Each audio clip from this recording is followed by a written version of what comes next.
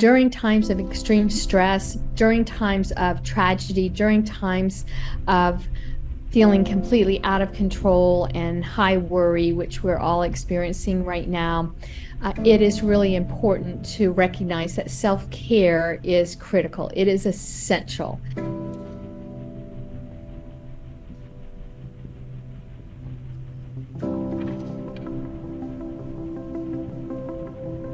It is quite distressing what's going on in our world. And so I think we really just need to normalize that a little bit, that it makes sense that you might have an emotional response to seeing or reading about some of the violence that's taking place.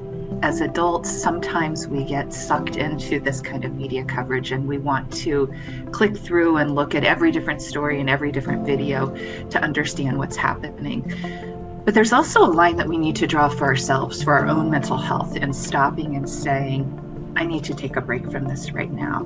This is too hard for me to watch right now. As we watch these images and we reflect and observe these horrors, it is critical that we take sort of a body scan, that we take a listen to our own emotions so that we can begin to figure out, how come I'm snapping at my children? How come I'm more upset with my coworkers, or I'm on the verge of tears when I normally am not.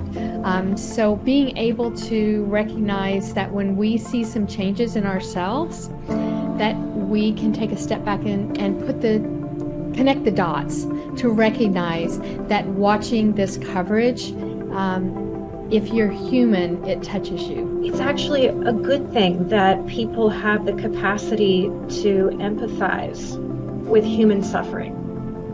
You know, we actually don't want to get rid of that in our world. It's important to be able to notice that we care that someone else is suffering. Some people also might feel a little bit numb. As we as adults are trying to make sense out of the unimaginable right now, if we're having a hard time with that, imagine what it's like for children across the age span.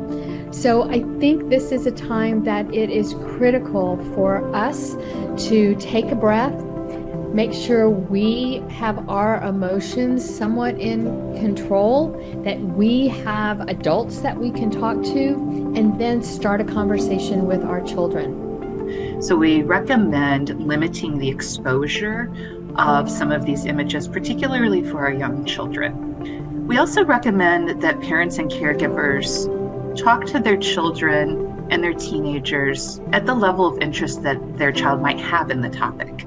Share with them information we know, share with them that it's hard for us too, and give them a safe space to be able to talk about their feelings and their thoughts. It's very important because we set this stage early and hope to keep those doors to communication open as our children grow into teenagers and into young adults.